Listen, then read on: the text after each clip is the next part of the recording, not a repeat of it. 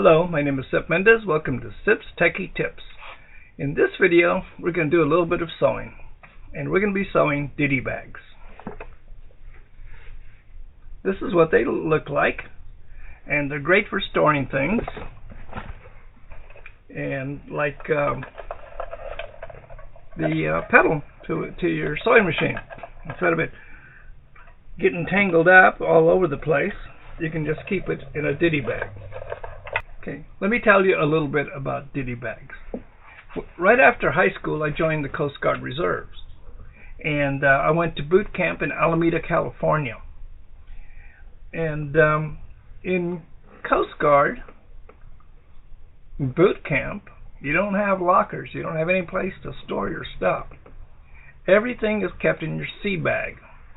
Sea bag is basically a duffel bag in Army terms. But you have to keep things separate from each other.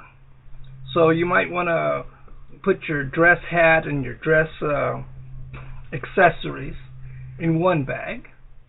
You might want to keep you don't want the shoe polish from your shoes getting on your dress uniform, so you might want to keep your shoes, your dress shoes and shoe polish in a ditty bag.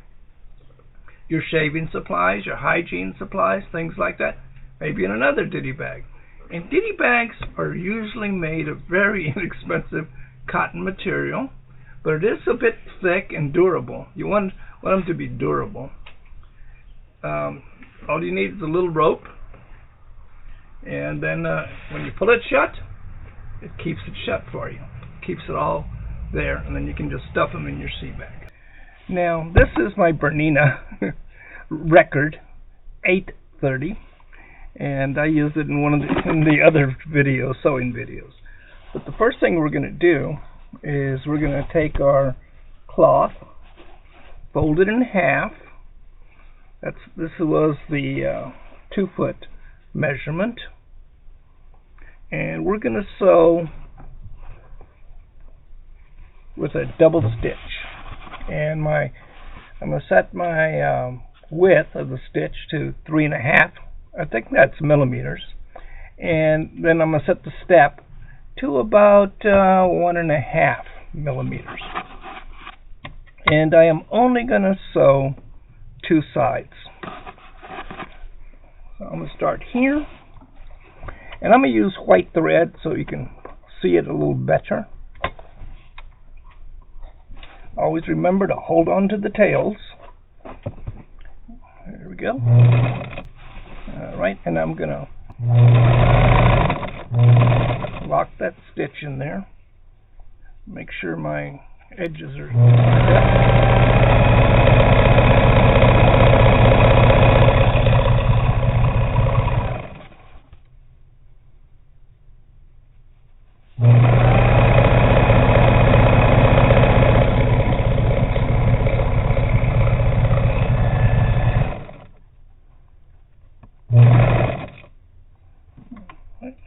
I always like to put the needle down and pivot.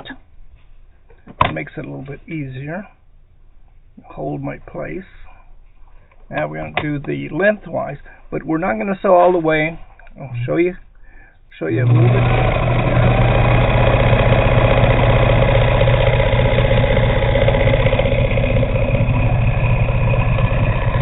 Now, if you have a serger and you want to do this with a serger, that's even better.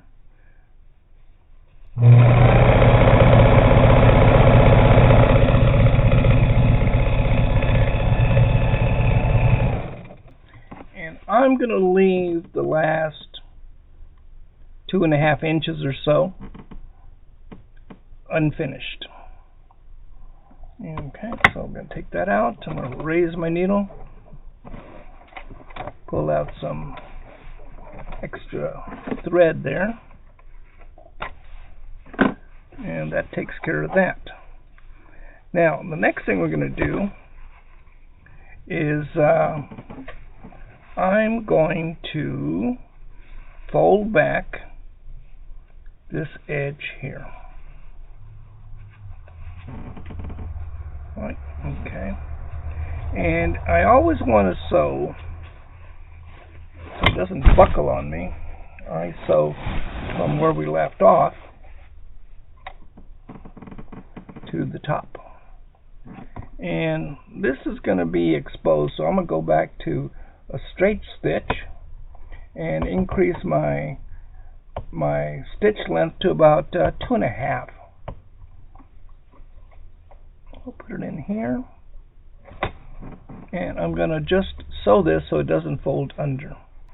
Now I'm going to sew from this part, and I'm going to fold it back, and I'll show you what that's for in a minute.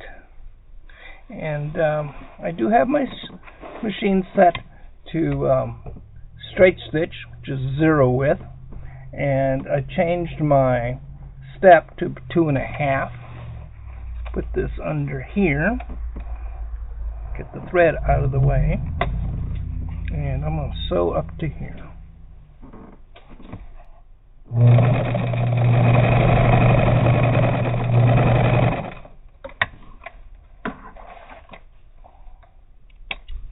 And always get the tails out of the way. Might as well trim these. In Coast Guard, they call those Irish pennants. Like in baseball, you want to win the pennant. Well, that's what this is. You cut off those dangling threads. I don't know why they call it that, but they do. So we're going to do this one now.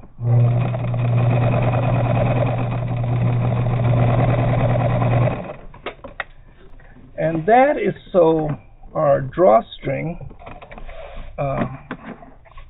does not unravel the ends of the pleat, of the path through which the drawstring is going to pass. And again, we'll trim these off.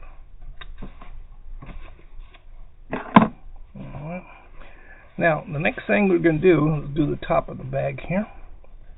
And let's see which is the best one to do. I think I'll do this one the best.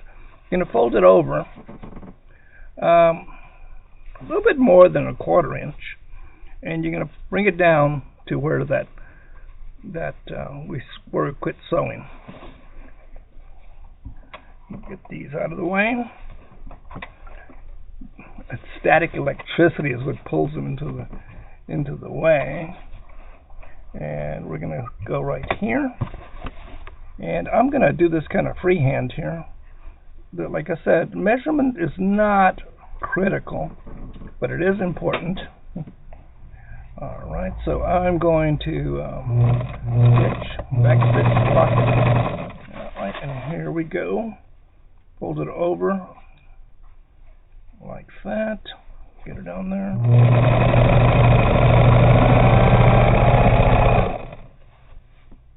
Again, fold it over.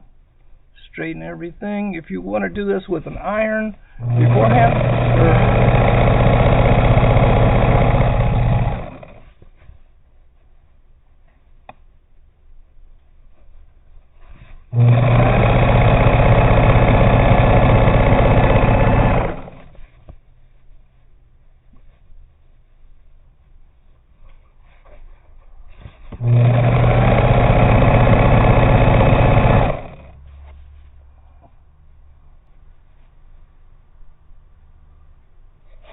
and these dangling ends, you want to make sure you don't stitch them under, because sometimes they're really hard to they really get in the way. I'll pull this down to the seam, straighten out my sewing, and finish it up.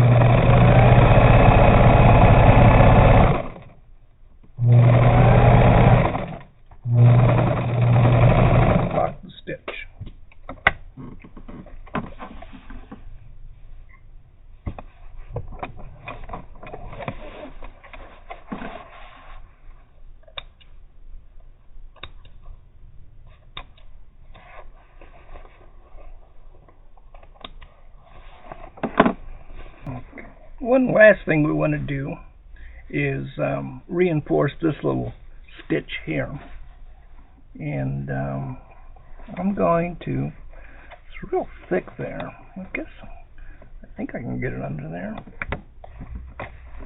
Maybe I can't. I'll do it this way. And I want to get just a few little stitches in there so that it doesn't pull apart there. That's one little weak point there. And I'm going to set my width to about 3.5 and my step to about 1.5. And I'm going to just stitch it as best I can.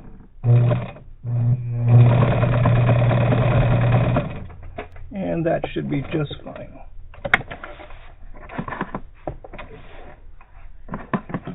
And again, trim off the ends.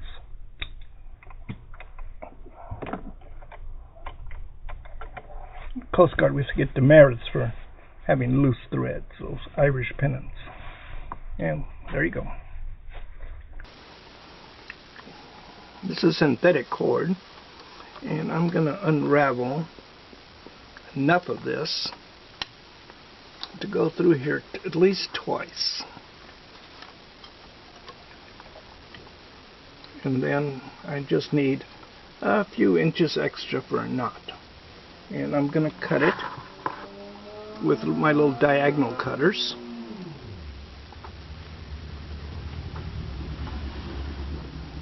And I don't want to ruin my good scissors, so I'm going to do it this way. And sometimes it's a little bit more difficult than you would think. There you go. And so it doesn't unravel as I get my fabric out of the way. And I take some fingernail polish, clear, and put a little drop on the end. Now, if you're brave, you can also do this with I've done this with a Bic lighter and just a cigarette lighter, and just singed it slightly, but that's more dangerous, and if you're going to try that, do it on your own. Make sure you know what you're doing. But fingernail polish, varnish, shellac, any of those work just fine. Alright, so now we have to thread it through here. And we're going to, this is a piece of wire I found a long time ago. And I taped one end so the wires weren't exposed, and I made a loop on the other ends, twisted them together, covered them with a little bit of masking tape. And this is what I'm going to use to pull the cord through there. And so I push it in here like that, straighten it out a little bit and push it around the corner, make around the bend, and then I can probably push it the rest of the way. Yeah, at least I thought I could. So you push it, so the old inchworm routine, until you get it over here.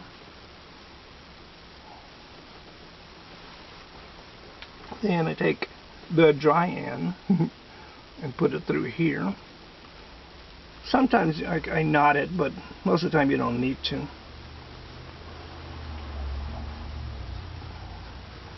Just the fact that it's bent will allow you to pull it through. And so we push it in there, pull it through, and that's all there is to it. Take this end, tie a nice big knot in it, take up the slack, push them through there, and that's all there is to it. And now you can pull this through and close the sack. Here's my finished bag, and it turned out well. I think it's pretty good. And you can make these with all kinds of materials and fabrics, and they're great for keeping things separate from other things. And so this is the blue one, and here's the one with the pedal in it, sewing machine pedal. Just pull it tight, they won't fall out, cords won't get tangled. And I'll be making more of these for a project, for a charity project, and we're going to use. My wife is going to use these to bag up toys. She puts together arts and crafts sets and toys and things, and we've been using all of her spare leftover material to make bags. If you've enjoyed this video, please give me a like, and if not, you can give me a thumbs down. That's fine too. But you have any questions or you have any comments, please leave me a comment. And until next time, take care.